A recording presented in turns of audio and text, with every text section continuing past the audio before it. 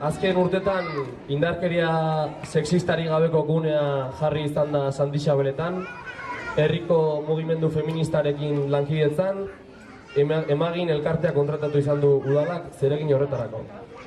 Aurten ere hala izango da, informazio gunea eta arreta puntua jarriko dira festetako egunik jendetsuenetan, uztailaren 4 eta 5. Informazio gunea jai eremuan kokatuko da, Mikel Laboa plazan, eta eraso matxisten inguruko kontzientzia lantziko balio du. Arreta puntua berriz, jaietan gerta daitekeen edozein intentsitateko erasoren aurrean, aurrez aurreko arreta emozionala zein bidelaguntza eskaintzeko baliabidea izango dugu. Hau Gaztelekuan eskainiko da. Duela astebete jakinarazi genuen, aurten jai eta aisialdi gunetan eraso matxisten aurka jarduteko protokoloa eguneratu degula, herriko hainbat eragileren artean. Eta aurtengo berritasun bat leku seguruena izango da.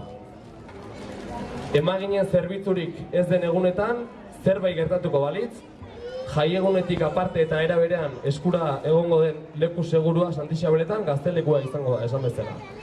Atean, kutxa bat jarriko dudalak, Gaztelekuko giltza barruan duela, eta norbaitek bertara jotzeko beharra balu, taberna eta txosnetan eskatu ahal izango du kutxa hori irikitzeko kodea.